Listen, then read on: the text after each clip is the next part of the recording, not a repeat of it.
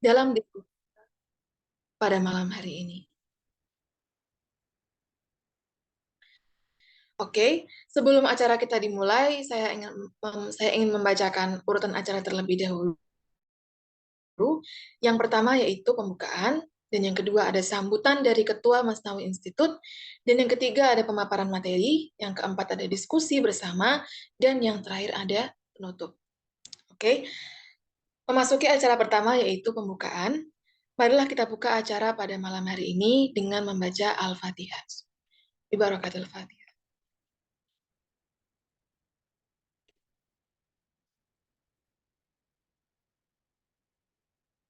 Semoga acara kita pada malam hari ini bisa membawa berkah dan manfaat bagi kita semua.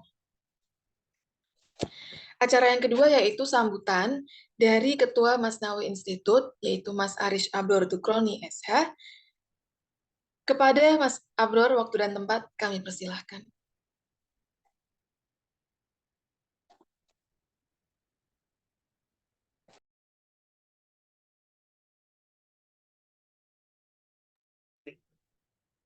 Assalamualaikum warahmatullahi wabarakatuh. Terima kasih Mbak Sofa dan Mbak Moderator pada malam hari ini. Yang terhormat pada teman-teman Masnawi, yang terhormat pada audiens yang hadir pada malam hari ini, dan yang terhormat pemateri pada malam hari ini, Ning Arina Salsabila. Di satu kehormatan bagi kita, khususnya kami, karena saya juga termasuk santrinya Ning Bella ya. Di untuk kehormatan beliau bisa berbagi ilmu pada kita semua di sini. Di kajian psikologi puasa ini juga termasuk salah satu rangkaian dari Ramadan Talk yang diadakan oleh Masnawi Institute, sekaligus juga menandai peringatan Milad Masnawi, yang sebetulnya Masnawi itu kemarin juga sudah sempat saya sampaikan bahwa Masnawi itu terlahir 2 kali. Nah, bisa dikatakan seperti itu. Di pertama lahir dengan nama Masnawi, itu pada tahun 2018. Kemudian bertahun-tahun selanjutnya,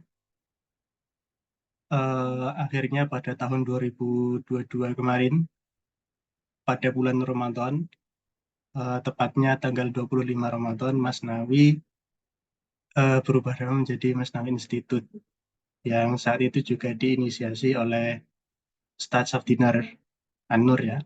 Dan juga saat itu juga ada Ustadz Ainul Yakin. Kemudian ditambah dengan teman-teman yang luar biasa. Alhamdulillah, akhirnya kita dapat melewati 1 tahun pertama pergantian nama menjadi Masnawi Institute. Dari cukup itu dari saya. Terima kasih, selamat menikmati, selamat bertolabul ilmi pada malam hari ini. Kurang lebihnya mohon maaf. Assalamualaikum warahmatullahi wabarakatuh. Waalaikumsalam warahmatullahi wabarakatuh. Terima kasih banyak Pak Sabro atas sambutannya. Acara berikutnya itu merupakan inti dari acara kita pada malam hari ini, yaitu diskusi terkait psikologi puasa, menguatkan kesehatan mental melalui puasa bersama Ning Arina Salsabila, SPSI. Sebelumnya saya bacakan terlebih dahulu CV-nya ya, Ning ya. Untuk Ning Arina Salsabila ini sudah mengisi banyak acara dan materi terkait psikologi.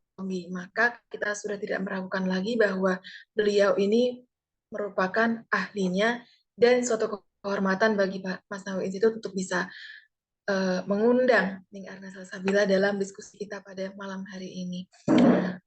Untuk riwayat pendidikan Ning Arina Salsabila sendiri, beliau merupakan sarjana psikologi Universitas Islam Indonesia dan Pondok Pesantren Al-Fatah Banjarnegara dan Pondok Pesantren Sunan Pandanarang Yogyakarta.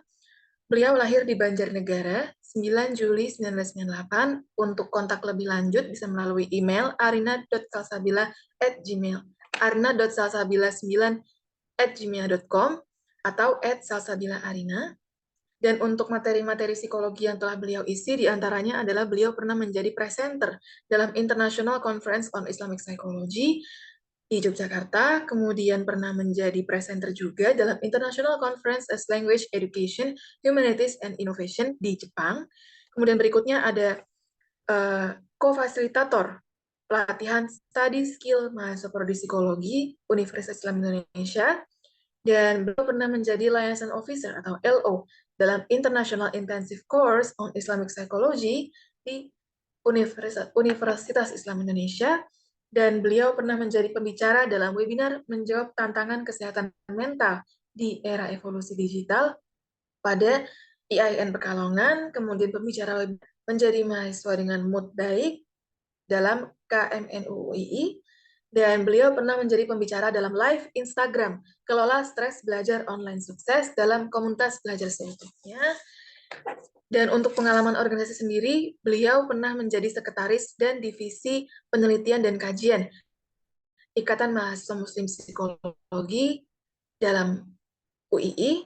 Dan untuk prestasi, beliau pernah meraih juara 1 lomba menulis artikel dalam Warung Prancis UII, dan juga finalis Duta Santri Nasional.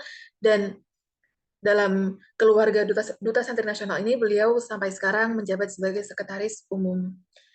Dan untuk publikasi bisa ditemukan di website islami.co dan juga jurnal Persona. Jadi Ning Arina Salsabila ini sudah mengukir pengalaman yang cukup padat ya Ningnya dalam bidang psikologi dan mental health, yang pastinya sudah menjadi kebutuhan dasar dan isu paling besar dibahas di era digital seperti saat ini.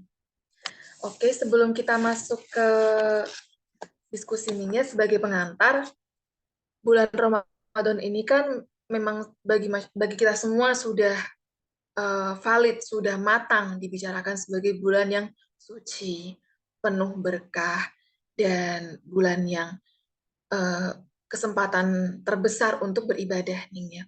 Dan sebagaimana kita ketahui, puasa itu sendiri adalah kegiatan menahan nafsu, menahan makan, menahan minum, menahan nafsu buruk, semacam amarah, kemudian ghibah, dan sebagainya. Nah, dari tahun ke tahun gitu, edukasi terkait puasa ini sudah banyak dibahas dari berbagai bidang gitu, baik bidang biologis, bahwasanya menahan makan dan minum merupakan kegiatan mengistirahatkan pencernaan semisalnya gitu. Diskusi terkait puasa ini selalu berevolusi sepanjang zaman ya. Nah, lalu bagaimana kita melihat kegiatan puasa ini dalam aspek psikologis gitu ya Ning ya. Bagaimana kegiatan menahan makan, kegiatan menahan minum, kegiatan menahan nafsu ini berpengaruh dan mengolah perkembangan psikologis dan kesehatan mental kita gitu. Kita tertarik untuk membahas ini lebih dalam dengan Ning Arina Salsabila sebagai pakar psikologi ini nih. Oke, langsung aja saya persilahkan waktu dan tempat bagi Ning Arina Salsabila, kami persilahkan. Monggo. Oke, suara saya masuk kah? Iya, Halo? masuk. Oke. Masuk. Jelas Masuk, ya? nih. Jelas ya? Jelas. Ya, jelas. Oke. Bismillahirrahmanirrahim. Assalamualaikum warahmatullahi wabarakatuh. Waalaikumsalam warahmatullahi wabarakatuh. Selamat malam teman-teman semua dari Mas Nawi Institute dan teman-teman sudah hadir pada malam hari ini. Terima kasih Mbak Sofat tadi perkenalannya, dan terima kasih untuk teman-teman Mas Nawi yang sudah memberikan waktu, udah ngajak belajar bareng. Kok tadi dibilang pakar atau apalah, no, enggak ya. Saya di sini juga masih belajar, apalagi masih banyak ilmu yang perlu saya pelajari lagi. Jadi tadi yang mungkin pengalaman-pengalaman itu ya jadikan pengalaman aja. Mungkin bisa diambil baiknya dan dibuang buruknya gitu ya. Tapi kalau dibilang pakar, Belum ya, belum. Saya juga masih banyak belajar dan eh, ikut belajar di Masnawi juga menjadi usaha saya untuk buat belajar juga. Barangkali di sini nanti teman-teman kita bisa diskusi banyak tentang psikologi puasa dan kesehatan mental gitu ya. Oke. Alhamdulillahirrahmanirrahim. Wabihi nasta'inu ala umurin dunia waddin. Wassalatu wassalamu ala ashrafil anbiya wal mursalin wa ala alihi wa sahbihi ajma'in. Amma ba'd. Alhamdulillah kita sudah sampai di hampir pertengahan Ramadan ya teman-teman. Ini gak apa-apa kan saya panggil teman-teman semuanya? Oh, nggak apa-apa nih. Apa nih biar lebih akrab. Oke. Iya, kayaknya banyak yang nama-namanya tidak asing di sini ya.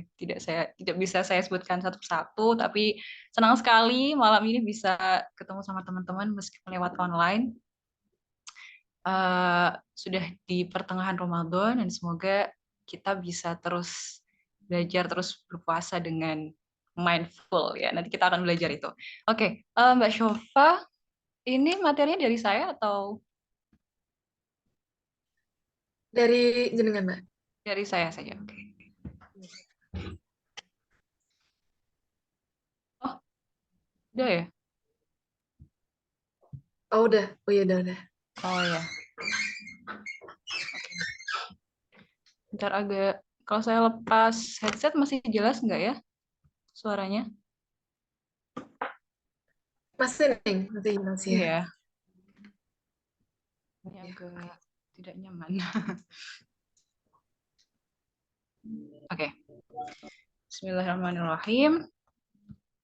Teman-teman, saya diminta, ya lebih tepatnya diajak belajar bareng sama tadi ada Abror, ada Mbak Sofa, ada teman-teman dari Mas Nawi untuk kita sharing diskusi terkait psikologi puasa atau lebih tepatnya lebih ke puasa dan kesehatan mental gitu ya. Oke, bisa next. Nah, sebelum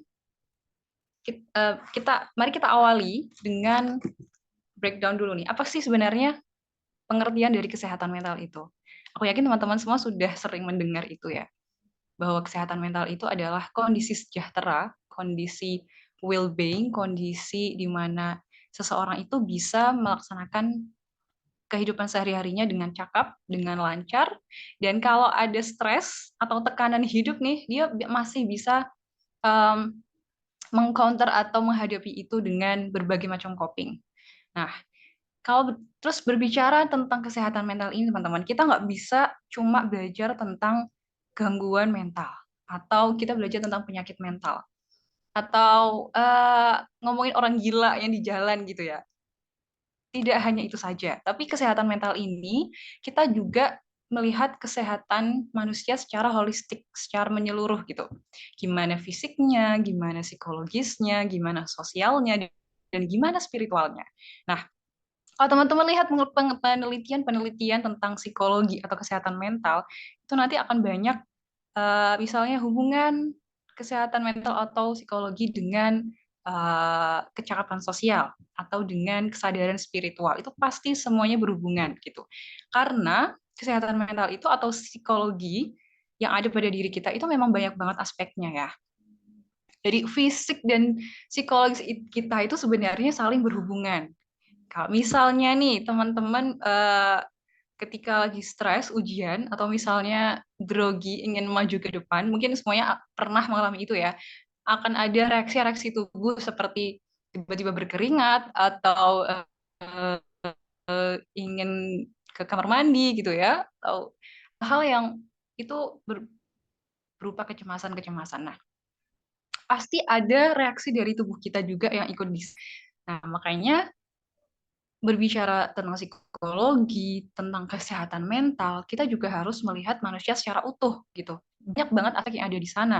Gimana kesehatan fisiknya, gimana apa kalau dia sehat fisik, kalau dia sehat mental bisa dipastikan dia juga olahraga misalnya. Jadi punya aktivitas-aktivitas yang juga menunjang keduanya gitu. Next. Halo? Oke. Kenapa sih kita penting banget untuk ngomongin tentang kesehatan mental ya, teman-teman? Karena gini, tadi sudah siapa ya? Eh, Abrur atau Mbak Sofa ya yang sudah berbicara tentang kesehatan mental saat ini memang memprihatinkan dan menjadi omongan di mana-mana gitu. Karena apa ya, ini salah satu apa namanya, buktinya gitu. Secara penelitian memang ditemukan remaja nih ya. Saya belum menemukan yang secara keseluruhan ya, tapi ini bisa kita ambil lah ya sampelnya dari remaja yang mereka belum stabil dan sebagainya. 1 dari 3 remaja punya masalah kesehatan mental dan 1 dari 20 remaja punya gangguan kesehatan mental. Mungkin teman-teman yang profesinya sebagai guru atau pengajar mungkin bisa dilihat ya murid-muridnya. Dan kita harus perhatian di situ sih. Kita semua tidak hanya yang punya passion di psikologi saja, semua orang, semua profesi kita harus punya kesadaran tentang kesehatan mental ini karena begitu memprihatinkan. Dan apa sih bedanya masalah kesehatan mental dan gangguan kesehatan mental? Masalah kesehatan mental itu artinya masalah-masalah psikologi yang itu belum sampai pada tahap yang serius atau perlu penanganan khusus gitu. Misalnya ya kecemasan atau stres gitu ya yang masih taraf dalam tahap normal dan belum bisa dikatakan serius. Nah, 1 dari 3 remaja nih, misal kita lihat ada satu tongkrongan remaja, barangkali 1 di antara mereka ada yang sedang merasakan tidak baik-baik saja gitu. Dan kalau ada 20 remaja sedang berkumpul, mungkin saja 1 dari mereka adalah remaja yang punya gangguan gitu. Gangguan di sini berarti sudah butuh yang namanya treatment atau pengobatan yang lebih serius, contohnya depresi atau dia bipolar dan sebagainya. Jadi tahapnya atau tarafnya sudah lebih serius lagi dibanding yang dia hanya mengalami masalah gitu. Artinya apa teman-teman? Kita semua tidak akan pernah lepas dari yang namanya masalah kesehatan mental. Semuanya bisa kena. Nah, makanya kalau dalam Islam ya, kita juga ada maqasid syariah, ada 5 tujuan kenapa syariah ada. Mungkin nanti juga puasa juga masuk dalam situ ya, ada hifdzun nafs, hifdzul aql, hifdzul mal, hifdzuddin gitu ya, menjaga agama, menjaga akal kita, menjaga jiwa kita, keturunan atau orang-orang di sekitar kita, itu menjaga sih contoh apa poin utamanya adalah di situ. Oke, next. Nah, tadi oke, kita masuk ke konteks sekarang yang sedang kita jalani adalah bulan Ramadan. Kalau ini saya mengutip dari ulama, mungkin ulama atau mungkin lebih ke akademisi yang Islamic psychology, psikologi Islam gitu. Beliau mengatakan bahwa Ramadan ini bisa kita jadikan sebagai pusat rehabilitasi spiritual, teman-teman. Ya, kalau ngomongin Islam nih ya, ngomongin ibadah itu kayaknya nggak bakal bisa jauh-jauh yang namanya jauh-jauh dari kata spiritualitas ya. Karena hubungan kita selalu erat kaitannya dengan Tuhan. Gimana hubungan kita dengan Tuhan, gimana hubungan kita dengan orang-orang sekitar gitu. Dan konsep spiritual ini penting banget untuk kita terus refleksikan, untuk terus kita perbarui gitu. Nah, Ramadan ini kalau kita analogikan mungkin kayak rumah sakit gitu ya. Ramadan ini bisa kita jadikan rumah sakit juga atau pusat rehabilitasi, tapi fokusnya pada spiritualitas kita gitu. Dan resepnya apa? Resepnya langsung dari Tuhan nih ya. Ya ayyuhalladzina amanu kutiba alaikumusyiyamu kama kutiba alal ladzina min qablikum la'allakum tattaqun gitu ya. Ada 3 poin yang mungkin bisa kita ambil dari ayat itu. Yang pertama, perintah sholat, kutiba alaikumusiyam, kama kutiba alal ladzina min qablikum. Itu berarti mungkin ada pesan tersirat di situ. Kita juga dianjurkan untuk melihat ulama-ulama, ya maksud saya kaum-kaum terdahulu gitu ya, Rasulullah dan para nabi gitu ya, gimana mereka menjalankan puasa, gimana mereka menjalankan ibadahnya. Dan yang ketiga, la'alakum tattaqun, untuk menjadikan kita semua orang-orang yang bertakwa. Nah, Saya mencoba untuk ini ya. Jadi kalau melihat dari kata takwa itu sendiri, nanti kita akan lebih banyak berbicara tentang puasa. Pasti kaitannya dengan ini ya, self management. Bagaimana kita memanage diri, bagaimana kita mengontrol diri. Nah, takwa itu sendiri ya teman-teman. Kalau kita lihat dari secara bahasa, takwa itu dari kata wakoya ya. Mungkin teman-teman yang lebih ahli mungkin bisa lebih sharing lagi. Ini saya hanya sedikit saja mengulas ya. Takwa itu kan kalau yang kita dengar mengerjakan perintah Allah dan meninggalkan larangannya. Dan di sana ada filosofisnya itu sebagai, jadi secara bahasa itu salah satunya dia kalau nggak salah sekat antara dua hal atau dua, pokoknya sekat gitu ya, sekat penghalang atau penjaga gitu, pemelihara gitu di sana. Ada makna-makna dari makna-makna itu dalam kata takwa.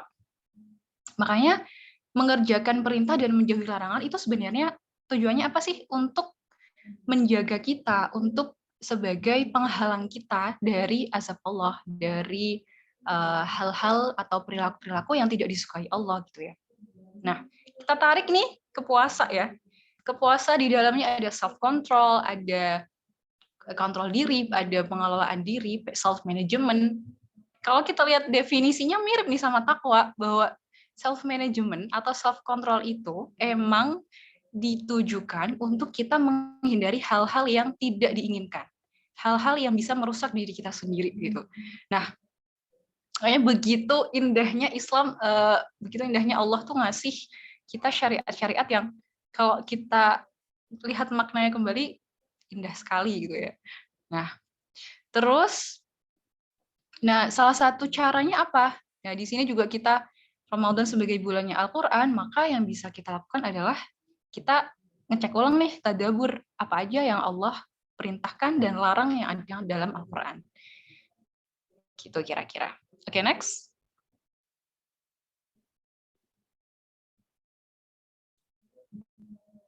Oke. Nah, teman-teman pasti sudah tidak asing lagi ya dengan hadis ini. Ketika masuk bulan Ramadan, maka setan-setan dibelenggu, pintu-pintu surga dibuka, dan pintu-pintu neraka ditutup. Artinya apa? Saat Ramadan, kita bisa saja jauh dari bisikan setan gitu ya. Kalau orang bilang, wah Ramadan nggak ada setan nih gitu. Tapi tetap kita masih ada peluang untuk berperang gitu ya. Berperang dengan apa? Berperang dengan nafsu kita sendiri, berperang dengan hawa nafsu kita sendiri. Nah, ini ada satu mekanisme dari Prof. Ramzi Thalib.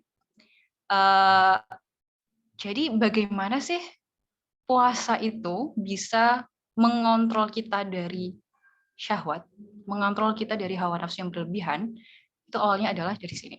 Jadi makanan berlebihan, apalagi di zaman sekarang yang kita banyak menemukan makanan-makanan yang gak sehat ya, walaupun tampilannya sehat tapi kita nggak tahu gizinya gimana.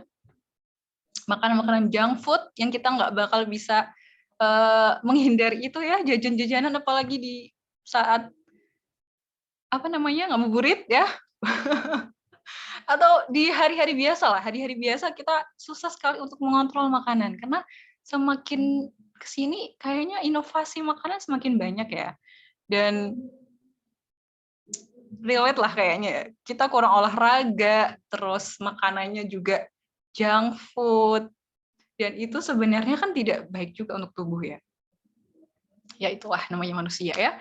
Nah, ketika badan kita terekspos dengan banyak makanan yang berlebihan, makanan yang tidak sehat, ya mungkin halal tapi tidak thayyib gitu ya, itu bisa membangkitkan syahwat. Jadi energi, bahan bakar energi atau energinya syahwat itu salah satunya adalah makanan.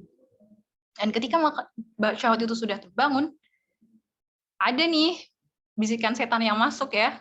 Ini belum di bulan Ramadan ya. Ini kita masih dalam konteks sehari-hari kita seperti biasa gitu. Syahwatnya udah bangkit, syahwatnya naik, terus ditambah bisikan setan, ditambah kita yang mungkin kurang mindful, kurang bisa mengendalikan diri, ya udah yang muncul apa? nafs amarah bisu. Jadi tingkatan nafsu, tingkatan jiwa yang paling rendah, yaitu an-nafs al-amarah bisu, yang dia lebih mengarah pada sikap-sikapnya negatif. Kita nggak sabaran, kita yang jadi egois, mungkin sikap-sikap korupsi, ya teman-teman. Sekarang sudah banyak sekali berita-berita setiap hari kayaknya isinya, wah ini orang yang nggak kontrol diri gitu ya, apalagi di bulan Ramadan loh ya. Banyak sekali berita-berita sekarang kriminal dan sebagainya, itu adalah mungkin manifestasi dari an-nafs amarah bisu gitu. Karena mereka kurang ada kontrol diri di sana. Nah, ketika bulan Ramadan, jangan salah ya, mungkin bisikan setan tidak ada, tapi kita masih bisa, tapi kita syahwat kita nggak hilang gitu ya. Dikatakan di hadis ini yang dibelenggu cuma setannya, nafs kita ya enggak, kita yang ngontrol gitu kan. Surga-surga masih dibuka, pintu ditutup, tapi gimana dengan syahwat kita, gimana dengan hawa nafsu kita, ya kan itu sendiri, kita sendiri yang tahu gitu. Nah makanya bulan Ramadan ini juga masuk, kita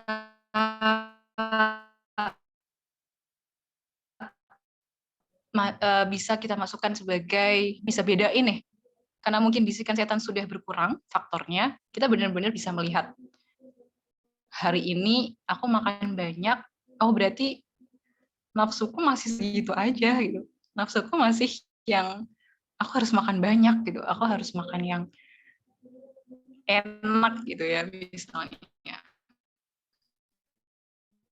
atau ribah, membicarakan orang lain gitu, itu kan bagian juga dari, itu berarti syahwat kita loh, hawa nafsu kita yang berperan di situ gitu ya. Mungkin bisikan-bisikan sudah berkurang, tapi kita ngobrol dengan diri kita sendiri di situ. Nah, oke, next.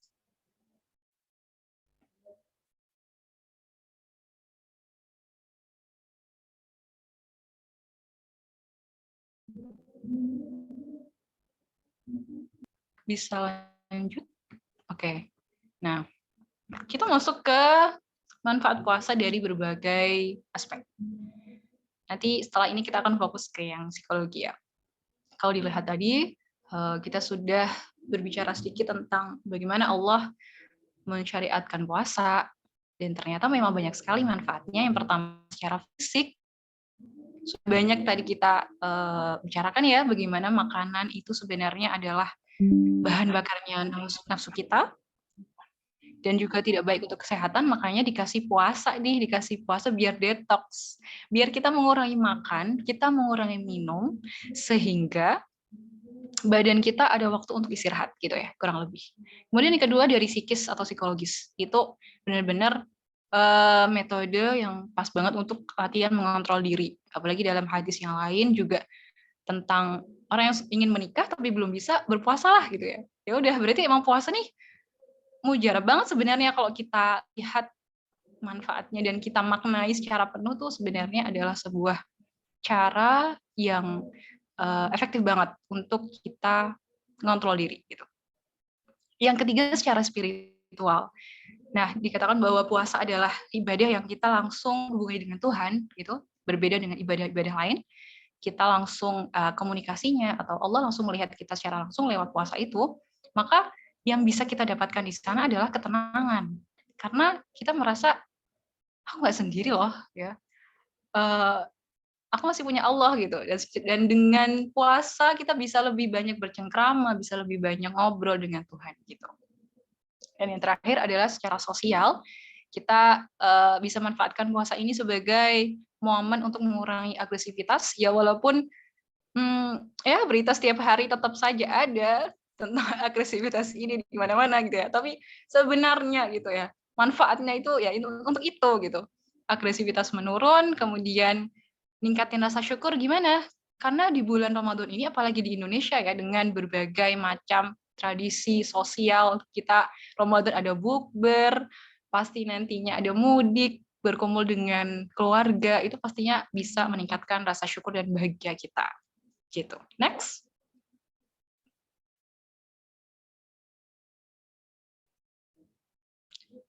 Nah, sekarang kita fokus pada kesehatan mental. Yang pertama, mengurangi gejala depresi dan kecemasan.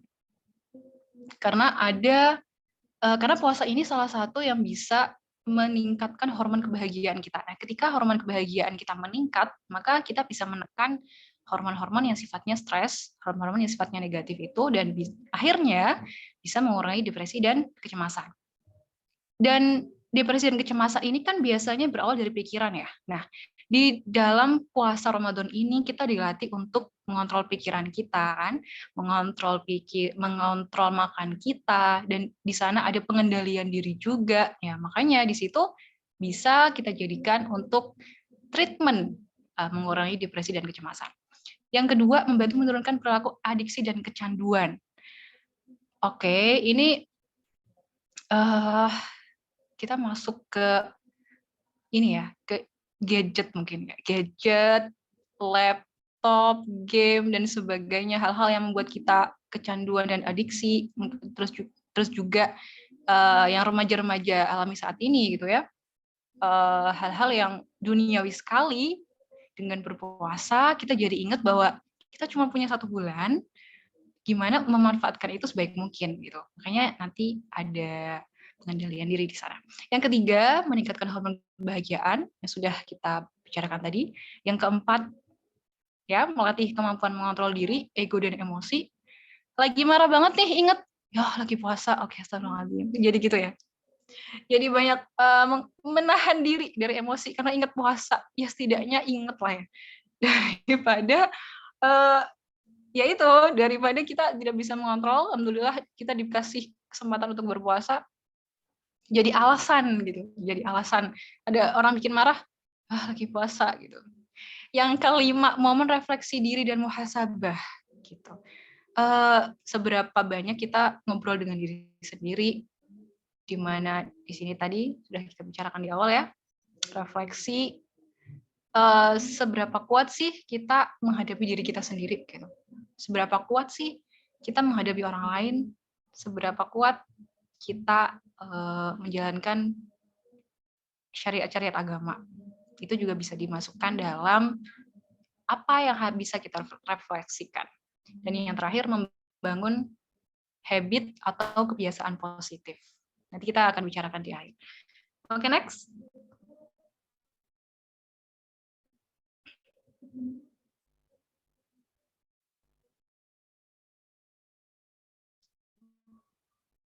Ya, ini berbagai contoh berita-berita yang meresahkan kita akhir-akhir ini ya.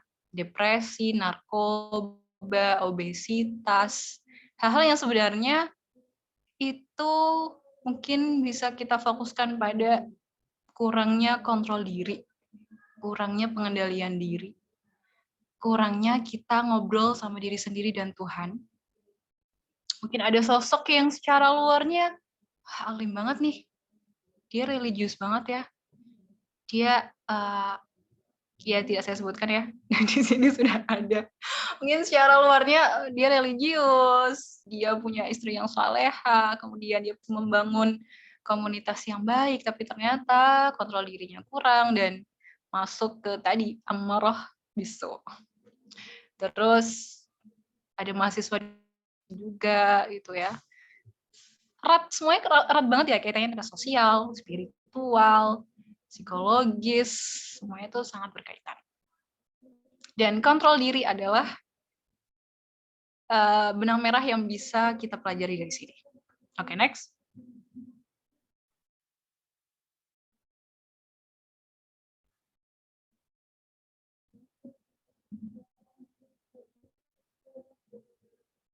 Nah, ini sudah saya bicarakan barusan ya. Nah, ingin sedikit berbicara tentang stress management. Salah satu yang kadang orang masih bingung gitu ya. Banyak sekali orang yang masih ke saya, maksudnya banyak menanyakan ketika stres itu sebenarnya apa sih yang bisa dilakukan gitu ya. Karena kita hidup nggak mungkin dong free of stress. Kita nggak mungkin hidup bebas dari stres, itu bukan di bumi kayaknya ya. Bukan hidup di bumi namanya kalau kita bebas dari stres. Nah, karena setiap hari kita punya tekanan, tekanan pekerjaan, tekanan belajar, tekanan mungkin kehidupan sosial, itu kan semuanya pasti ada tekanannya masing-masing. Dan yang bisa kita lakukan adalah membangun less stress life, hidup yang taraf stresnya berkurang, less. Jadi kurang, gimana sih? Taraf stresnya rendah gitu ya. Bukan yang free tapi less stress. Gimana kita membangun kehidupan yang kelihatannya bahagia-bahagia aja gitu ya. Ya nggak mungkin juga. Cuma kita bisa mengusahakan itu. Nah, salah satu poin ketika teman-teman menghadapi stres adalah kita harus punya kondisi yang rileks. Relaksasi di situ. Ada tarik nafas, buang nafas, itu ya. Karena dengan bernafas secara dalam, termasuk juga olahraga, itu kita memasok oksigen yang lebih banyak ke jantung dan otak. Gitu. Nah, ketika oksigen sudah tercukupi, maka hormon kebahagiaan kita, karena dia salah satu bahan bakarnya adalah oksigen, teman-teman. Hormon kebahagiaan kita dalam diri kita, salah satu bahan bakarnya adalah oksigen. Jadi, kalau teman-teman pengen bahagia, maka perbanyak pasokan oksigen. Olahraga, tadi berlatih pernafasan, mungkin kalau di olahraga ada yoga, gitu ya, ada meditasi, dan sebagainya. Itu salah satu cara-cara yang bisa kita lakukan untuk mencapai kebahagiaan gitu. Nah, kalau secara Islam gimana? Ada nanti Islamic mindfulness. Dan kalau dari Al-Ghazali memang mengatakan salah satu ciri seseorang punya kesehatan mental yang baik ya dia punya qalbun salim, dia punya hati yang tenang. Nah, relaksasi itu adalah salah satu yang bisa kita lakukan untuk membuat diri kita lebih tenang. Rasul juga sudah mencontohkan kalau marah berdiri berarti duduk, nanti kalau masih belum reda berarti wudhu dan sebagainya, itu juga manifestasi dari kita membangun kondisi yang rileks gitu ya. Jadi ketika stres, usahakan teman-teman rileks. Bagaimana senyamannya teman-teman, ada yang introvert, ada yang extrovert, semuanya punya cara masing-masing dalam menenangkan diri. Nah, di sana nanti juga ada mindfulness, kita harus fokus pada apa yang sedang kita rasakan, jadi jangan denial ketika punya perasaan-perasaan negatif, kita semua punya emosi dasar, dan itu tidak hanya positif, tapi negatif juga semuanya harus kita terima. Marah, sedih, jengkel, jijik, itu semua harus kita terima. Nah, setelah kita terima, barulah kita bisa mengelola itu. Gitu. Oke, next.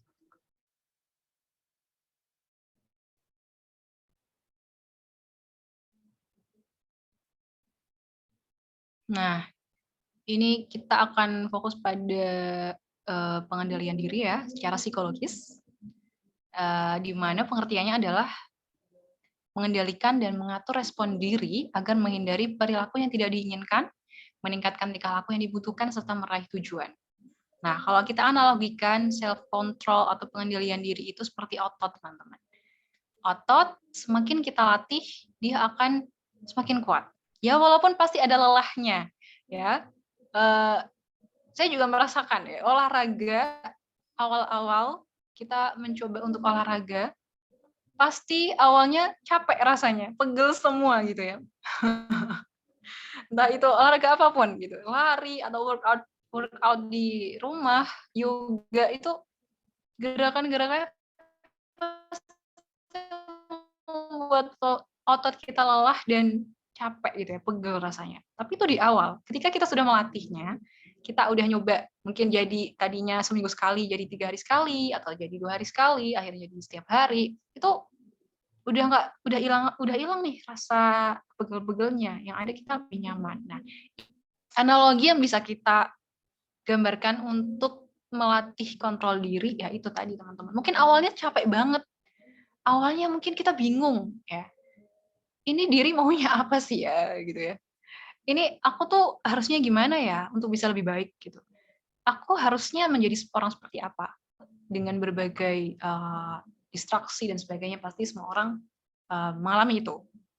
Pasti di awal sangat sulit, apalagi membangun kebiasaan positif. Tapi ketika kita sudah berusaha untuk melatih itu itu akan jadi enak banget akhirnya. Oke, next.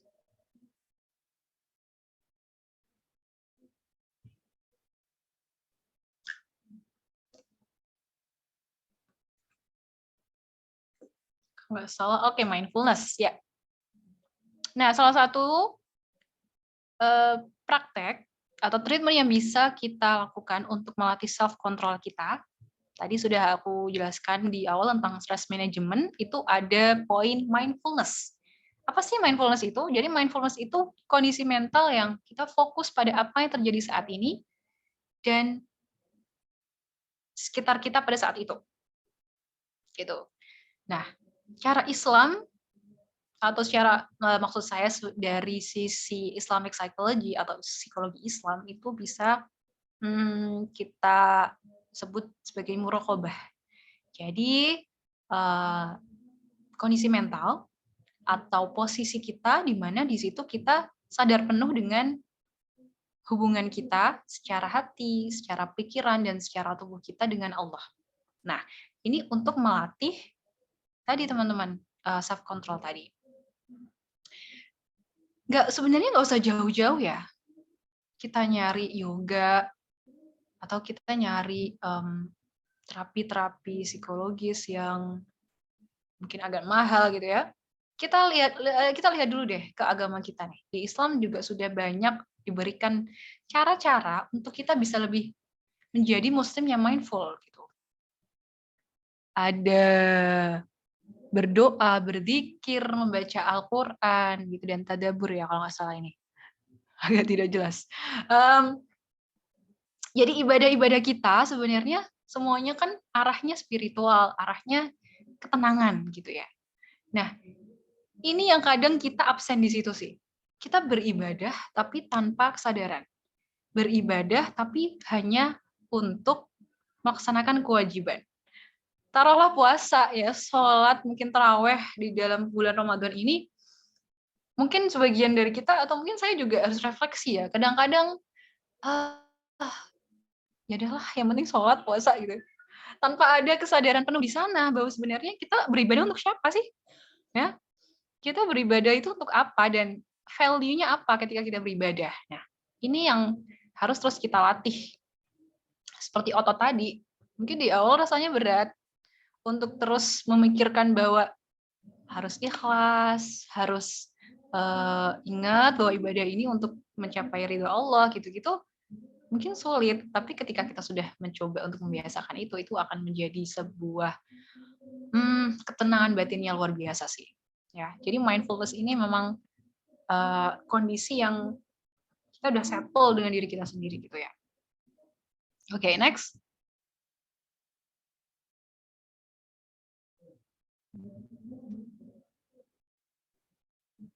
Nah, oke. Berbicara soal Ramadan, ini mungkin kita sudah sampai ke tanggal berapa sih? Hampir 15 ya, udah tanggal 13 gitu ya. Mungkin sebentar lagi, kita nggak akan lama lagi di bulan Ramadan, kita hanya punya waktu sebulan. Tapi gimana sih caranya biar Ramadan kita berkualitas, sehingga di bulan-bulan setelahnya kita masih tetap membawa kebaikan itu. Gitu. Kalau ini dikatakan dari Habib Umar, barang siapa yang Ramadannya itu bagus, dia punya kebiasaan yang baik di situ, maka dan dia bisa membawanya ke ke bulan-bulan setelahnya. Nah, itu bisa dikatakan kita bisa mencapai sebuah posisi yang indah, yang baik gitu ya, sebagai seorang muslim gitu. Jadi kebaikan-kebaikan yang kita bangun pada saat Ramadan, kalau bisa jangan berhenti di situ aja. Pas Syawal, Idul Fitri selesai, merasa menang, ya, merasa selesai, kita habis itu lupa gitu karena udah sibuk dengan keluarga, sibuk dengan baju baru, sibuk dengan parcel, apalagi ya hal-hal yang euforianya Syawal ya, Idul Fitri.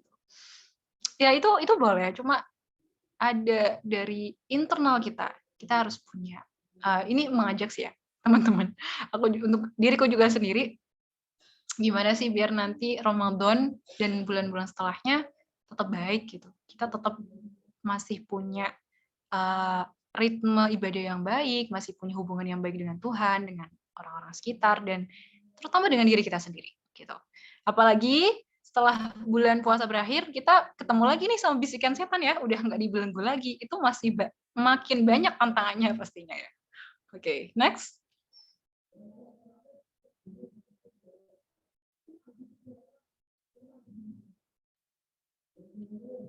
Nah, untuk membangun sebuah kebiasaan, sebenarnya ini kita next aja deh. Next aja setelah ini. Langsung kita ke poin. Nah, berbicara soal tadi ya perilaku, bagaimana kita punya perubahan perilaku yang lebih baik, kita punya cerita untuk membangun kebiasaan yang lebih baik, dimulai dari kita bisa nih punya tekad untuk berubah setidaknya 1% setiap hari. Ini saya ambil dari buku Atomic Habits, James Clear. Jadi beliau mengatakan sebenarnya perubahan itu kita nggak harus langsung 100% full menjadi Arina yang berbeda gitu ya, menjadi Mbak Sofa yang berbeda, itu nggak kayak gitu. Tapi kita hanya perlu setidaknya 1% setiap hari, ada perubahan-perubahan yang bisa kita lakukan. Kan dikatakan ya orang-orang yang beruntung, orang yang besoknya lebih baik daripada yang kemarin gitu. Nah, poin itu sih yang ingin kita ulas di sini. Dan untuk mencapai itu ada 3 hal yang jadi faktor dalam perubahan perilaku kita, dalam pembentukan aktivitas yang ingin kita jadikan habit, kebiasaan baik gitu.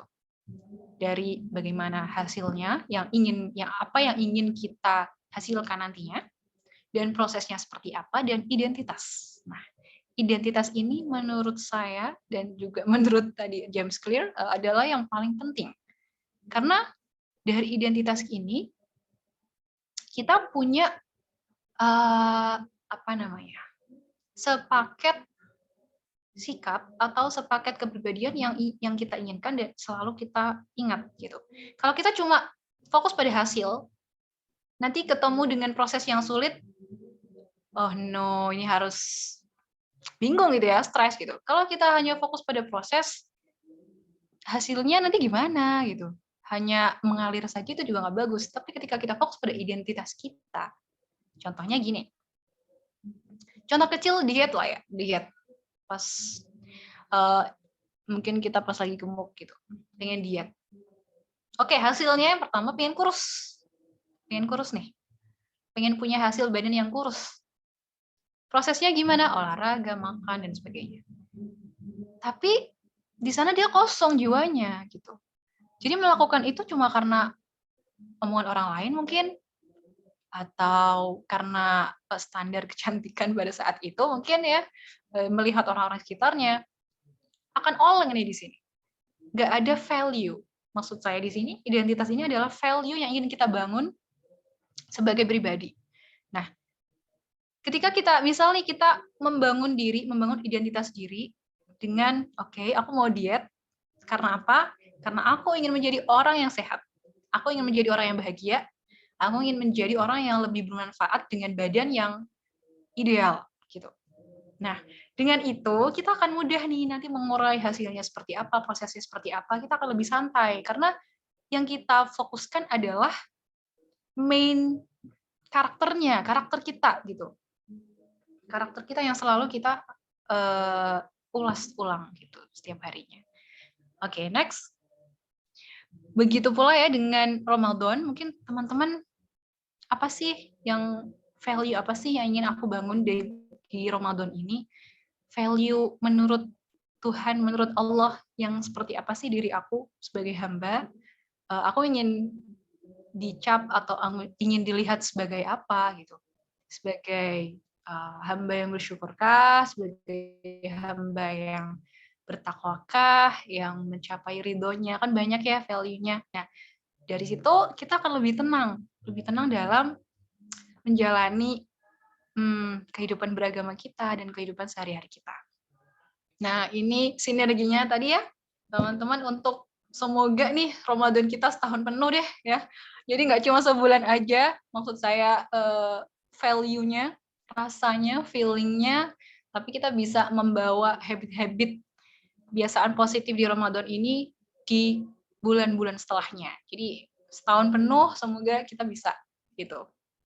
Bisa menjaga itu, dan sinerginya itu tadi kita membentuk kebiasaan baik, dan setiap melakukan sesuatu harus sadar penuh, harus punya kesadaran yang penuh, mindfulness tadi, ikhlas, kita niatkan kepada Tuhan, kita niatkan untuk menjaga diri ya, bertakwa tadi, untuk self-regulation, self-control, dan hal-hal yang itu memang menjadi tujuan kita untuk menjadi pribadi yang lebih baik.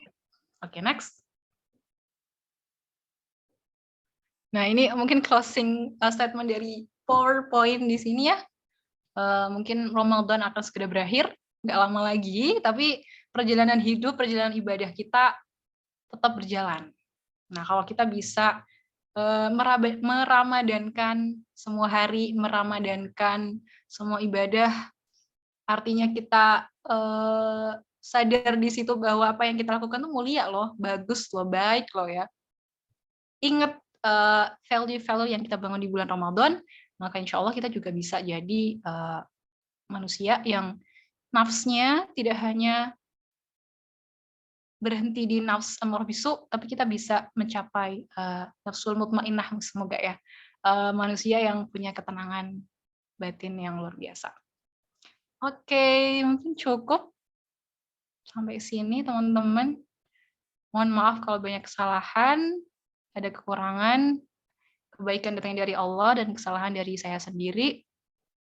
Mungkin setelah ini kita lanjut ngobrol ya Mbak Sofa ya. Oke.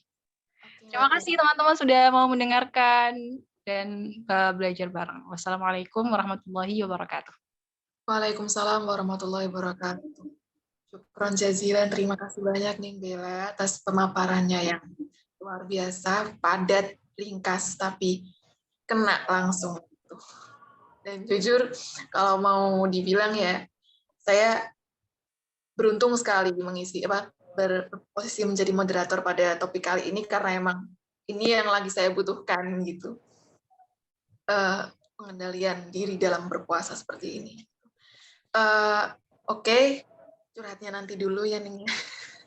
Untuk berikutnya kami buka sesi tanya jawab dulu untuk 3 orang pertama. Baik. Bagi 3 orang pertama yang mau bertanya, bisa raise hand, ya, raise hand, open mic, open kamera juga, ya. Oke, untuk Maimun, iya, Maimun bisa dibuka open mic dan kamera. Terima kasih Bu Moderator, Pak Moderator. Nah, untuk yang saya tanyakan itu kan, mohon maaf pertamanya, karena mengikuti dari pertengahan, dari awal karena ada beberapa yang dilakukan terlebih dahulu. Sebenarnya itu dari materi yang saya simak barusan itu, intinya itu seberapa besar pengaruh puasa terhadap stres dalam arah psikologi. Terus dengan puasa itu apakah langsung stres, langsung tenang? Nah, bagaimana dengan orang yang tadi juga ditampilkan di slide ada mahasiswa bunuh diri akibat skripsi, penyebabnya stres? Apakah dengan puasa langsung hilang itu stresnya? Nah, kan seperti itu. Lalu apa sebenarnya esensi puasa dari sudut pandang psikologi? Dari materi-materi yang disampaikan tadi itu, bagi saya arahnya itu hampir ke arah cara mengendalikan ego diri. Nah, seperti itu mirip-mirip seperti mengendalikan ego diri. Nah, karena ini penting yang saya tanyakan, itu pertanyaannya. Apa sebenarnya esensi puasa dari sudut pandang psikologi? Terima kasih Mbak Moderator.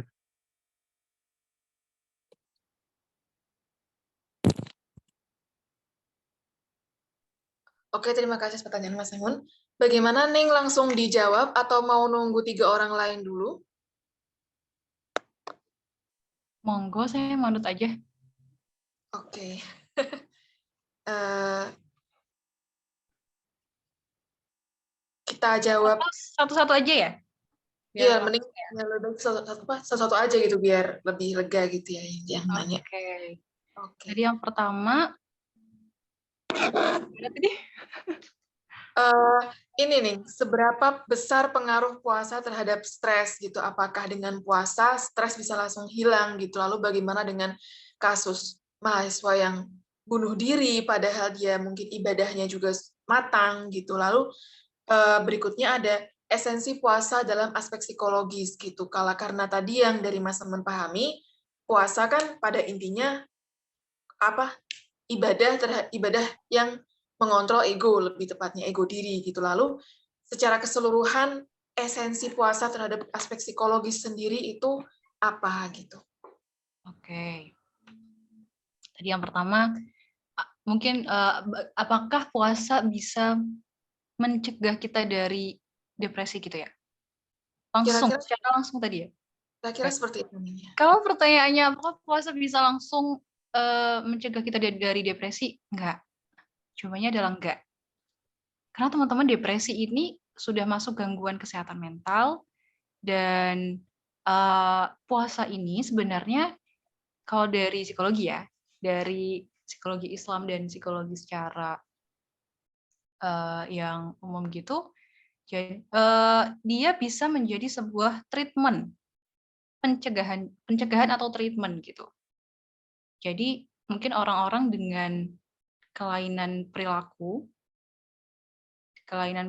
yang berlebihan itu bisa treatmentnya atau terapinya dengan berpuasa.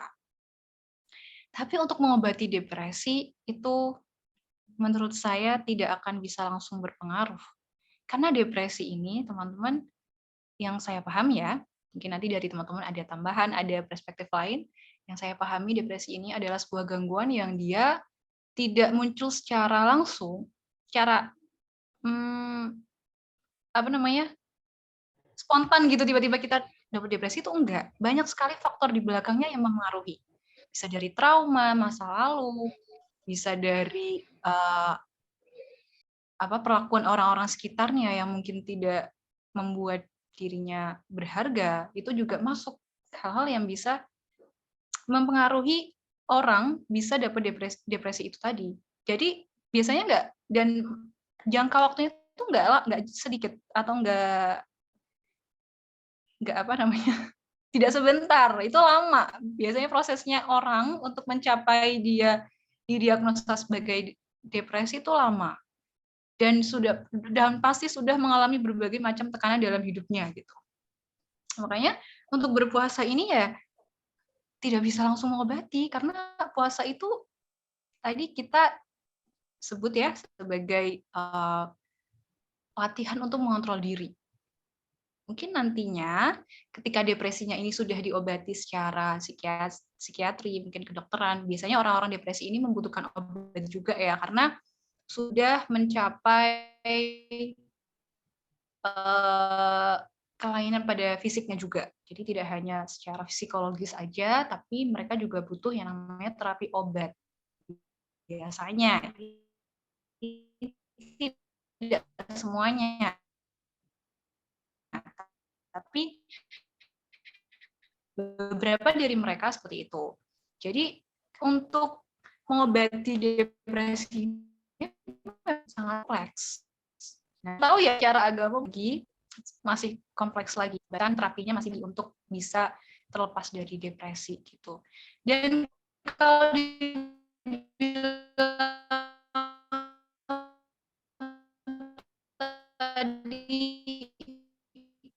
ibadahnya baik, tapi sebenarnya itu mirip-mirip aja. Semua orang bisa kena. Bahkan saya magang di RSJ waktu itu bertemu dengan pasien yang kemana-mana bawanya Al-Quran dan Al-Maksurat itu loh.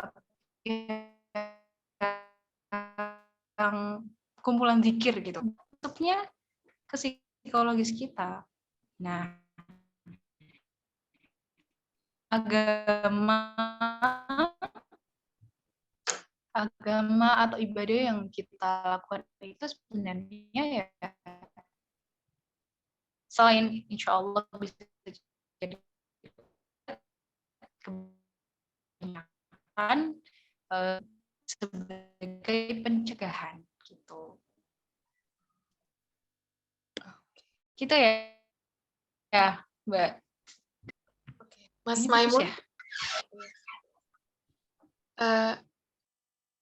masih kedengeran kok Ning, tadi ya? Oke. Iya, Baik, terputus ya Mbak Sofa ya? Tadi agak putus-putus, tapi sekarang udah lancar. Bagaimana Mas Maimun? Apa ada yang mau ditanyakan lagi atau sudah bisa terjawab dengan baik? sebenarnya ada ya. Cuman karena barusan Oke. kendala sinyal, mungkin bisa lewat komentar nanti ya. Pertanyaan kedua belum lain ya? aja. Lanjut pertanyaan kedua aja nggak apa-apa. Oh gitu. Oh iya, pertanyaan kedua tadi belum ya?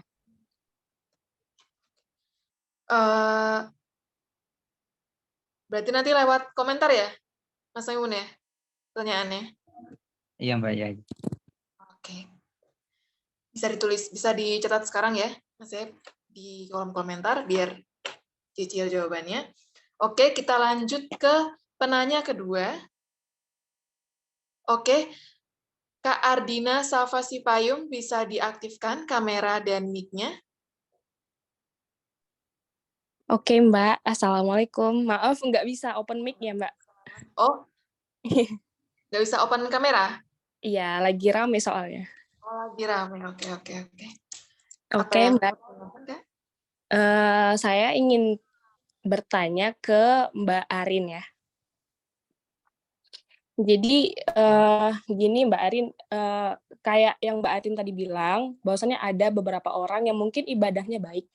Jadi saya tuh punya kenalan beberapa orang yang kita tahu dan melihat sendiri aktivitas spiritualnya bagus. Nah dia ini rajin sholat, dia rajin ngaji, rajin puasa, zikir, tapi tetap depresi, cemas berlebihan atau overthinking. Nah kalau begini harus diperbaiki dari mana ya gitu. Pertanyaannya, kenapa harus diperbaiki dari mana? Karena diharapkan untuk orang-orang yang mental illness, diharapkan kan dia harus bisa menyembuhkan lukanya lebih dulu, kemudian kalau dia tidak bisa memanage itu atau dia tidak bisa menghandle itu, kemudian barulah dia membutuhkan helper seperti psikolog atau psikiater. Kemudian karena begini, karena menurut saya itu hal yang paling fundamental dari setiap insan itu kan sudah pasti adalah aspek spiritualnya. Tapi she's doing good kalau soal itu gitu loh. Soal ibadah dia bagus. Nah, pertanyaannya adalah bagaimana cara memperbaikinya? Dari mana kita bisa memperbaiki kondisi itu? Gitu aja, Mbak. Terima kasih. Oke, terima kasih banyak Mbak Ardina Safa atas pertanyaannya. Oke, bisa dijawab langsung, Ning? Iya, maaf ya tadi kayaknya sinyalnya agak bermasalah. Tadi pertanyaannya begini, kira-kira yang jadi saya pahami, dari temannya Mbak Ardina Safa ini ada yang secara spiritual dia sudah matang, mulai dari ibadah, sholat, puasa, dzikir semuanya bagus. Tapi oke, di sini Mbak Ardina sudah lewat chat menegaskan ada beberapa orang yang tahu dan kita lihat sendiri aktivitas spiritualnya bagus, dia rajin sholat, rajin ngaji, rajin puasa, tapi tetap depresi, cemas berlebihan atau overthinking. Kalau begini kita harus memperbaikinya dari mana gitu. Kalau kan katanya spiritual termasuk hal yang paling fundamental dalam diri seseorang. Lalu jika sudah asas fundamental sudah kuat gitu, lalu bagaimana kita memperbaiki depresi, cemas berlebihan dan overthinking seperti ini gitu. Bisa dijawab nih? Oke. Saya jadi tiba-tiba teringat ya orang-orang dengan perilaku yang radikal. Ya. Secara kasat mata mereka punya agama yang bagus. Dan ibadahnya bagus. Dan mungkin mereka merasa bahwa hubungan dengan Tuhan sudah bagus. Nah, ini perlu kita tinjau ulang ya. Ada religiusitas dan spiritualitas. Religiusitas itu adalah bagaimana kita melaksanakan berbagai ibadah dalam kehidupan sehari-hari. That's it. Hanya itu yang saya pahami ya. Religiusitas bagaimana orang terlihat, oh dia Islam, dia sholat, dia puasa, dia zakat, dan sebagainya. Tapi spiritualitas itu lebih dalam lagi. Dan itu sifatnya sangat personal sekali. Dan spiritualitas ini, menurut saya, untuk bisa mencapai yang tadi, yang diharapkan bisa kita jadi tameng diri sendiri dari berbagai macam masalah psikologis, ada dua aspek. Kita nggak cuma hubungan kita sama Tuhan aja, tapi hubungan kita dengan diri sendiri. Ya, kadangkala orang terlalu ibadahnya bagus nih, ibadahnya bagus, semuanya dipasrahkan kepada Tuhan, dan dia mungkin sudah dipasrahkan kepada Tuhan. Tapi kalau masih ada cemas, masih ada depresi, masih ada overthinking, berarti itu belum cukup mungkin hubungannya. Atau deep talk-nya, kesadarannya belum penuh di situ. Cuma mungkin gini ya, dia beribadah, aku nggak bisa ngejudge, tapi ini gambaran saja ya, gambaran mungkin yang bisa aku gambarkan. Aku nggak bisa ngejudge, bukan bermaksud untuk menjudge temannya Mbak Ardina Syafa, bukan, tapi kita berusaha untuk melihat dinamikanya ya, dinamikanya secara keseluruhan. Jadi mungkin yang dilakukan adalah dia kurang ngobrol dengan diri sendiri nih. Mungkin doanya sudah cukup. Tapi cemas, overthinking, kita pasrah. Nah, di situ mungkin belum ada kata pasrah nih ya. Secara spiritual, secara dalam Islam kan kita banyak ya tahapan-tahapannya untuk mencapai ridho. Nanti gimana kita punya khauf, punya roja, punya ini nanti panjang lagi ya ngomongin tasawuf ya nanti bidangnya gitu, bukan bidang saya. Mungkin sudah rajin sholat, rajin ngaji, rajin puasa, tapi value atau pemaknaan di dalamnya yang tadi kita pelajari, mindful,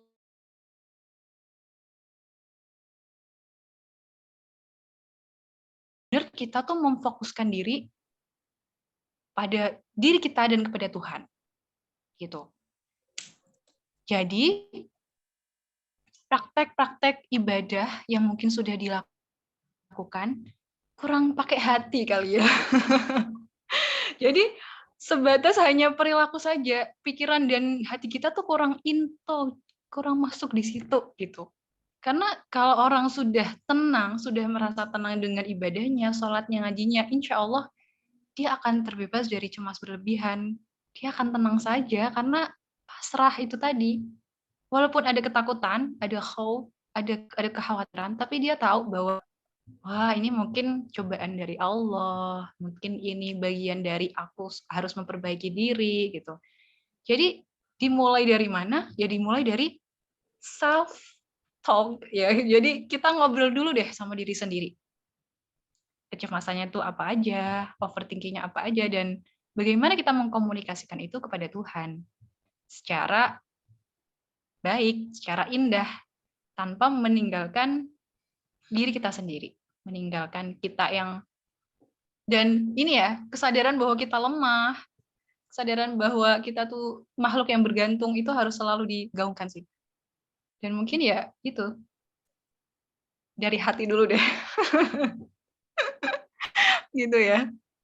Yang bisa aku jawab mungkin. Gimana? Mbak Ardina Syafa mungkin ada komentar? Berarti hal dasar yang paling memungkinkan untuk diperbaiki adalah soal acceptance ya Mbak, soal penerimaan diri terhadap takdir, terhadap dinamika kehidupan, mungkin begitu? Ya, bisa. Dari iman kita ya, dari iman kepada takdir, iman kepada itu dulu. Jadi mulai dari tauhid kita, dari basicnya itu seperti apa, kita bisa mulai dari situ lagi. Terus aja kita nggak pernah tahu ya posisi level kita di sisi Allah sudah sampai mana. Jadi terus merendah, terus balik ke basic itu sesuatu yang bisa membuat kita terus belajar sih, terus memperbaiki diri gitu. Oke, thank you Mbak Arin, Mbak Sofa. Ya. Oke, semoga membantu. Oke. Terima kasih Ning Arin atas jawabannya. Kita langsung ke penanya ketiga. Oke, barangkali ada yang mau bertanya lagi?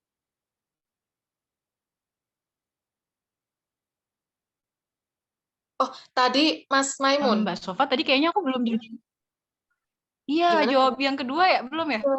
Mas Maimun tadi katanya mau nanya lewat Jawab chat. pertanyaan yang gitu. kedua tadi belum jadi. Kita. Oke, maaf. Oh, ini dari Mbak Aisyah Iza. Oke. Mohon izin, Mbak. Izin bertanya gini, ngapunten belum bisa bersuara atau on kamera langsung, ya, mboten napa-napa. Bagaimana nggih kalau ada stereotip bahwa kalau puasa bakal letih, kerjanya nggak maksimal, mendingan nggak usah puasa aja. Ya mungkin aneh memang, tapi di dunia kerja yang basis umum, bukan agama Islam banget, akan menjadi momok si pekerja itu sendiri. Apalagi pekerja yang lebih memfresh tenaga. Bagaimana nggih? Apakah ada rekomendasi solusi untuk mereka? Terima kasih. Oke. Kita ini baru Pak Oke, ini akan kerja ya. Iya, kita jawab yang Mbak Aisyah Izain dulu apa Mas Maimun ini dulu, Mbak? Nih. Mbak Aisyah dulu boleh. Maaf Oke. ya, Mas Maimun. Tertunda terus dari tadi. Iya, oke. Oke, gimana? Iya, ini tadi apa? Mbak Aisyah Ain kayak bagaimana untuk mematahkan stereotip kalau puasa bakal letih, kerjanya nggak maksimal, mendingan ke puasa-puasa aja. Untuk para pekerja yang fisik seperti mungkin kuli atau mungkin kontraktor atau mungkin intinya kayak pekerja-pekerja fisik, pekerja-pekerja yang membutuhkan lapangan, kerja lapangan gitu. Kan biasanya mereka ada keluhan semacam ya kayak gini kan bikin puasa bikin cepet lapar gitu. Bagaimana kita mematahkan stereotip itu gitu nih. Oke. Tunjukin aja Muslim itu kuat kok. Tunjukin kita Muslim yang kuat. Kita Muslim yang walaupun dengan berbagai macam syariat kok walaupun ya seperti ibadah kita masih tetap bisa kerja. Tunjukkan aja. Profit.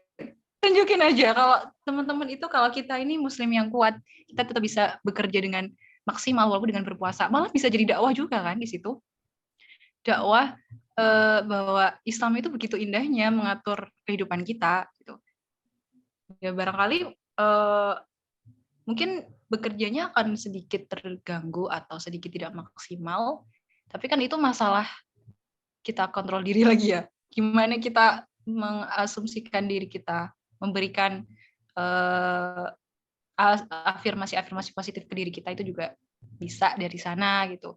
Termasuk lingkungan kita, gimana tetap cari support system yang kuat di sana. Tunjukin aja kebaikan-kebaikan yang Islam kasih ke kita gitu. Gitu mungkin ya. Oke. Mbak Aisyah Iza sudah cukup terjawab atau mungkin masih ada yang bertanyakan lagi? Ya, Bisa mungkin ada komentar. Iya. Bisa isi lewat chat Mbak Aisyah Iza. Oke. Sementara ini belum ada komentar dari Mbak Aisyah. Oke, bisa cukup terima kasih. Iya, sama-sama Mbak Aisyah Iza. Ya, tunjukin ya kita Muslim yang kuat, punya Iya. agama yang indah. Oke. Kita lanjut ke pertanyaan Mas Maimun tadi. Esensi puasa, oh ya tadi, esensi puasa dalam aspek psikologi gitu. Oke, Kalau tadi aku dengar ngontrol ego gitu ya. Tadi dikatakan jadi yang puasa itu mengontrol ego. Nah, ya. Nah, ego itu tadi, Mas. Ego itu bagian dari psikologis kita loh. Ya, kalau dikata Freud, kita punya id, ego dan super ego dalam diri kita.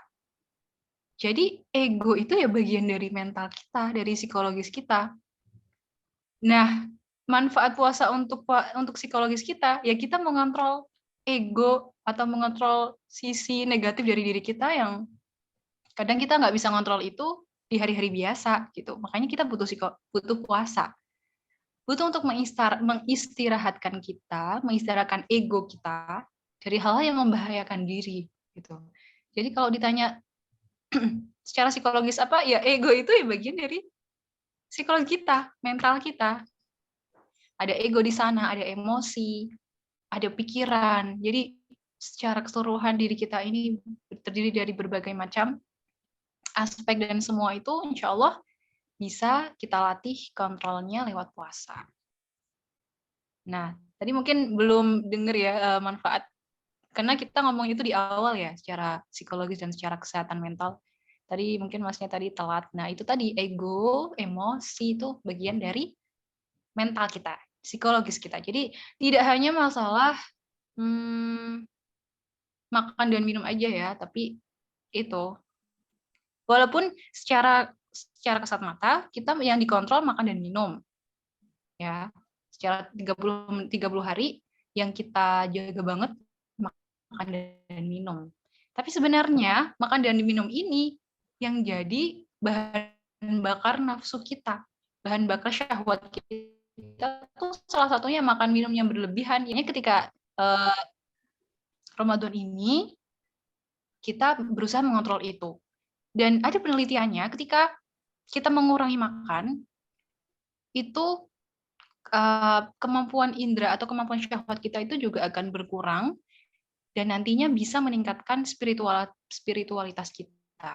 Gitu. Jadi yang kita tuju di sini selama bulan Ramadan, selama bulan puasa, kalau bisa ya bagaimana hubungan kita sebagai seorang Muslim ya, takwa itu tadi, kita kembali ke penjagaan diri untuk terus mendekat ke Allah. Begitu kira-kira Mas Maimun, semoga menjawab atau ada komentar? Oke, Mas Maimun, ada komentar tambahan? Baik, Mbak, udah cukup jelas. Nah, kalau ini kan jelas enak. Oke, sudah. Alhamdulillah. Oke, ini masih ada yang mau bertanya lagi? Kira-kira mungkin tanya lewat chat bagi yang nggak bisa aktif kayak Mbak Aisyah tadi, yang bisa aktif lewat kamera dan suara.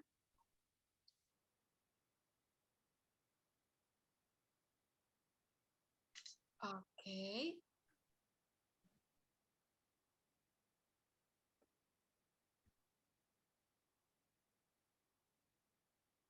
Oke. Belum ada yang mau tanya lagi ya ini ya? Oh, apa ini? Ada kolom chat lagi. Oke. Sebagai pekerja lapangan, bagaimana memberikan keyakinan atau alasan untuk mereka melakukan puasa dari perspektif psikologi? Nah, gimana itu, Ning? Secara mungkin pekerja lapangan ini, apalagi kuli gitu, mungkin alam kontraktor seperti itu, mereka masih awam perkara ilmu agama gitu, apalagi bau-bau psikologi, mereka tambah nggak paham. Itu gimana ya, Ning, kita memberikan paham yang paham baik secara spiritual maupun secara psikologis gitu, yang nyanda gitu di mereka gitu, itu gimana nih? Oke. Kalau pekerja lapangan, secara fikih boleh nggak ya mereka tidak berpuasa? Iya, kan katanya ada apa ya, mungkin dalam masalah fikih juga pasti dibahas seperti itu ya, Ning ya. Iya, iya. Masalah ya.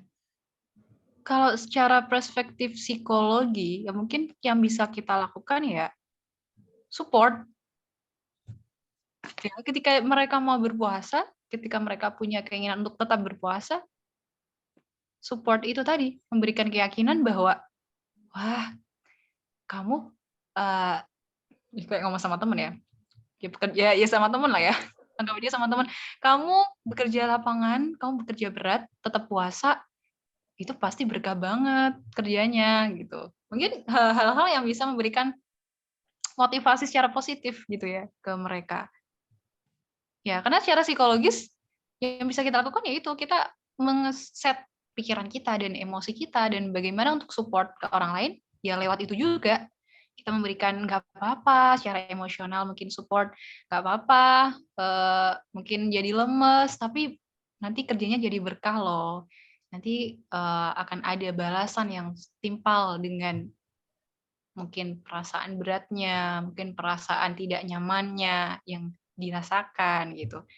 Jadi kita bisa beri motivasi secara psikologis yang pastinya mengarah ke agama ya, karena ini hubungannya sama ibadah. Gitu. Oke. Oke, bagaimana saudara KHMP2SJ? Sudah cukup jelas ya. Kita ada satu pertanyaan lagi ya, Ning ya, yang terakhir ya, Ning ya. Dari Mas Muhammad Fauzan Niami. Tips-tips dong supaya puasanya lebih sehat, lebih menyehatkan fisik dan mental, apalagi banyak godaan di sosial media. Iya nih, bagaimana nih dalam meng-counter? Sosial media. Oke. Tadi kayaknya aku belum sempat ngomongin tentang dopamine detox ya. Ya, jadi Ramadan ini kita bisa jadikan sebagai, teman-teman ada yang pernah dengar dopamine detox? Detox kebahagiaan? Baru denger nih, jujur nih. Dalam Oh, asesmen. oke. Ada yang pernah, Mbak Alfi. Oke. Ada yang pernah, Ya. Dopamine detox ini bisa kita lakukan ya kapan aja sih. Tapi salah satu contoh kecilnya nih, saya pernah melakukan beberapa tahun lalu. Mungkin tahun lalu ya kayaknya. Jadi yang saya lakukan selama sebulan, no medsos. Jadi tidak membuka medsos sama sekali. Jadi fokus pada kegiatan yang real gitu ya, yang nggak online tapi offline. Nah, mungkin yang bisa kita lakukan untuk mencegah godaan-godaan di sosial media yang itu merusak alat indera kita ya, mata kita, mungkin nanti mulut kita jadi ribah karena banyak gosip dan sebagainya ya. Terus belum lagi nanti kalau merasa iri ada teman yang gini misalnya, atau berita-berita yang lulus dodo gitu ya, bisa kita lakukan dengan dopamine detox. Jadi stop medsos untuk sementara, itu salah satunya. Stop medsos, dopamine itu kan hormon kebahagiaan. Nah, ketika membuka medsos, biasanya orang cenderung untuk merasa senang, merasa bahagia, merasa dia ada motivasi di sana, dia ada emosi-emosi positif di sana gitu. Nah, ketika tadi ya kayak kontrol diri itu seperti otot, kalau kita terus kalau terus ngelakuin itu, kita walaupun kita tahu ada banyak madorotnya, tapi kita merasa senang di situ, kita nggak kontrol, pada akhirnya itu jadi bumerang juga buat diri kita. Kita nggak bisa fokus dengan hal lain mungkin, kita jadi mudah terdistraksi. Itu karena mungkin dalam tubuh kita dopaminya terlalu banyak bereaksi, dan itu bisa kita dapatkan dari nonton film, dari medsos, dari game, hal-hal yang itu membuat kecanduan. Nah, mungkin kita bisa berawal dari sana sih, mengelola atau mengontrol kita dalam mengakses hal-hal yang itu sebenarnya oke, bahagia nih, seneng nih, tapi sementara gitu. Jadi lebih fokus pada hal-hal yang mungkin tingkat kebahagiaannya sedikit, tapi worth it banget gitu. Nah, tips supaya menyehatkan fisik dan mental, olahraga sih ya, salah satunya. Tetap olahraga, mengontrol makan, mengontrol ya emosi juga. Biar tetap sehat, salah satunya olahraga sih kayaknya dari sana kita bisa dapat manfaat yang lain, karena dari olahraga kan oksigen kita nambah nih, kita jadi lebih bergairah untuk melakukan aktivitas-aktivitas yang lain seperti ibadah yang lain gitu. Jadi tidurnya juga jadi berkurang karena gerak gitu ya. Jadi salah satunya mungkin olahraga, di samping juga aktivitas-aktivitas lain, kita menjaga pola makan, menjaga tidur, menjaga itu tadi dopaminnya, hormon kebahagiaan kita juga dijaga, dikelola. Insya Allah sih bisa jadi sehat fisik dan mental. Oke. Puasa medsos. Angel puasa medsos, ya boleh. Selain puasa makan dan minum, puasa medsos juga. Puasa medsos. Ya, mungkin bisa dipraktekkan Mas Muhammad Fauzan ya, puasa medsos 1 bulan. Full sama Ramadan ya. Ya nggak nih? Ya Allah. Boleh. Kalau belum bisa ya. Tapi aku Ramadan ini nggak puasa medsos lagi sih. Ya. Tapi yang bisa aku lakukan adalah ya nggak terlalu buka sih, nggak terlalu banyak buka, sering logout. Jadi buka hanya pas butuh atau perlu menyampaikan sesuatu di medsos, itu baru buka gitu. lebih kayak lebih mengurangi estimasi penggunaan aja ya Ning ya, karena estimasi penggunaan berpengaruh juga kan ya kita buat apa namanya Ya, kesehatan mental sendiri gitu. manajemen waktu juga kan di sana. Manajemen waktu juga Ning, iya. Oke, oke, cukup sekian pertanyaan-pertanyaan dan diskusi kita pada malam hari ini. Yang bisa saya simpulkan, karena saya tadi juga ikut nyatet, dan seperti yang saya sampaikan tadi, saya bersyukur sekali menjadi moderator pada diskusi ini, karena memang ini salah satu topik yang saya butuhkan gitu selama sebelum puasa, baik ketika puasa gitu, yaitu pengendalian diri, pengendalian ego gitu terhadap apa namanya untuk diri sendiri gitu, dan puasa menjadi salah satunya gitu. Dan saya pernah baca di Twitter, jika memang kamu tidak bisa mengendalikan nafsumu, makan, minum, kebanyakan makan karena stres gitu, karena memang stres memicu nafsu banyak makan, nafsu banyak minum, banyak jajan itu sendiri ya Ning ya. Jika kamu tidak bisa mengontrol nafsumu, maka pencegahnya adalah berpuasa. Berpuasalah gitu, seperti itu. Dan karena yang tahu level stres kita kan kita sendiri ya Ning ya.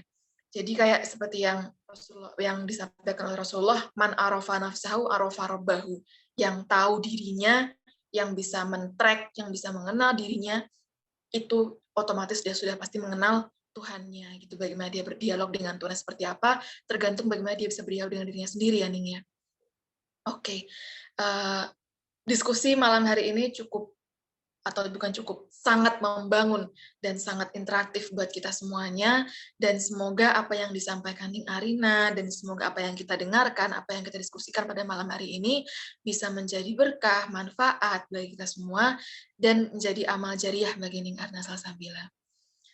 Oke. Sebelum kita tutup, untuk jangan lewatkan lagi diskusi Ramadan Talk pada minggu berikutnya, yaitu diskusi tentang fikih zakat, talk show fikih zakat oleh Ustadz Muhammad Nasrullah pada tanggal 11 April 2023. Jadi jangan lewatkan juga diskusi ini, karena diskusi ini juga sama pentingnya, tidak kalah pentingnya dengan fikih tentang zakat, fikih zakat, intinya zakat fitrah atau zakat mal gitu dan sebagainya. Dan sebagai penutup, mari kita foto bersama dulu. Oke, kita open cam dulu ya. Dan bagi Mas Abror atau admin Mas Nawi bisa bisa di handle. Oke, open cam semuanya. Oke. Iya. Kita sesi pertama dulu. Sesi pertama foto. Oke, siap. Smile depan kamera. Ya. Oke, 1, 2, 3. Cheese. Oke. Kita lanjut ke ini, ada berapa sesi foto ini? 2 sesi ada ya?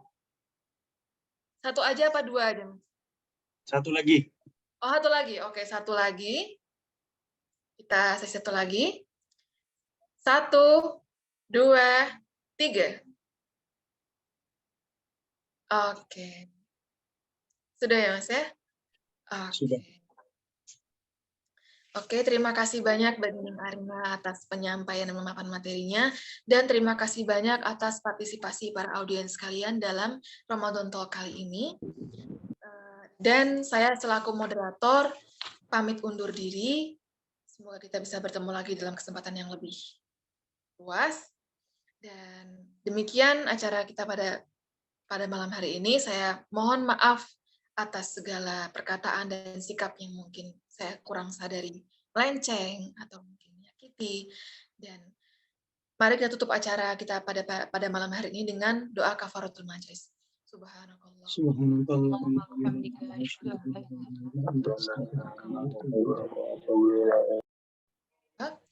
Wabillahi taufiq wal hidayah, waridha wal inayah. Wassalamualaikum warahmatullahi wabarakatuh. Waalaikumsalam.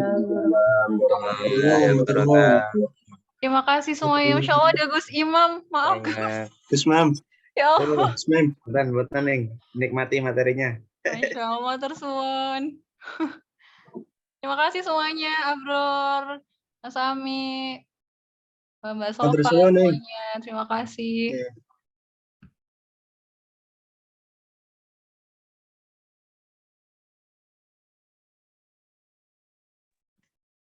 Saya izin live ya. Oke.